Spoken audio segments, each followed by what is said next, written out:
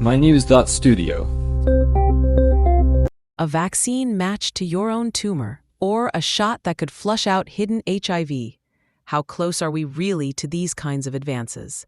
Let's look at where things stand in medicine today. As of 2025-11-03, we're seeing mRNA cancer vaccines move from the lab into real clinics. These aren't generic. They're made for each person, based on the genetics of their tumor. This is happening right now, not some distant idea. Exactly. Take the mRNA 4157 vaccine for melanoma. When they used it alongside immunotherapy, the chance of the cancer coming back dropped by 44%. And that's in patients where recurrence is usually high. Isn't that a major improvement over previous treatments? It is. And if we look at pancreatic cancer, the data is striking too. The immune cells trained by the vaccine stayed on alert for up to 4 years. For a cancer where survival rates barely change year after year, that's a big shift. Let's break down how this actually works.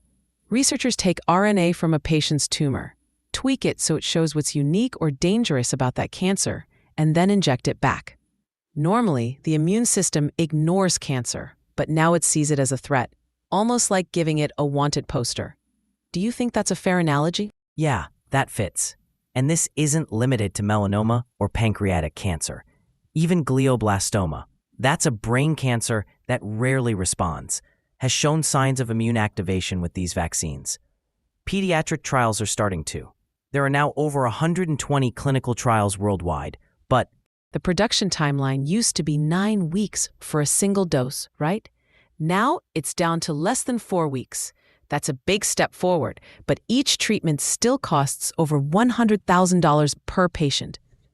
Not every health system can handle that. So who's actually going to benefit first? Cancer and HIV affect people everywhere, but will these new vaccines reach everyone, or just those in wealthier countries? That's the real challenge.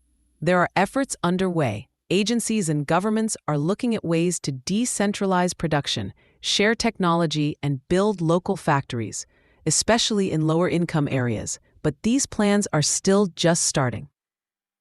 There's another development. In Australia, researchers are trying to flush out dormant HIV from inside immune cells, something we haven't been able to do before. If this works, are we looking at a cure or just a better treatment? Right now, it's just a step forward, but it's a significant one. Instead of treating HIV for life, the approach is to expose the hidden virus and clear it out. When you add this to advances in cancer, diabetes, even neuroscience, you start to see a real wave of change. Still, even with all this progress, access remains a big hurdle. Regulations, costs, logistics, they all slow things down. Automation and AI might help lower the price, but we're talking about major investment to make that happen. Plus, there are ethical questions. If these treatments depend on a person's genetic data, who controls that information? Are patients really giving informed consent? And how is their privacy protected? And there's also public trust. If people are skeptical of the process, they might hesitate to get these vaccines. It's essential to include diverse groups in trials and to be open about the results. Looking forward, some experts think we might see the first commercial RNA cancer vaccines by 2029. But the real race isn't just about curing disease. It's about making sure access is fair. Can technology and policy keep up?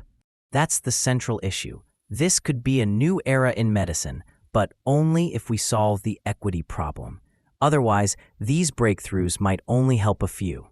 So, we've looked at personalized mRNA vaccines, new HIV strategies, and the global and ethical questions they raise.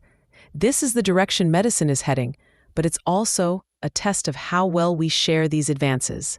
Thanks for being with us as we unpacked what these breakthroughs could mean and what challenges remain. Thank you for listening. This episode was brought to you by mynews.studio. Give it a try for free.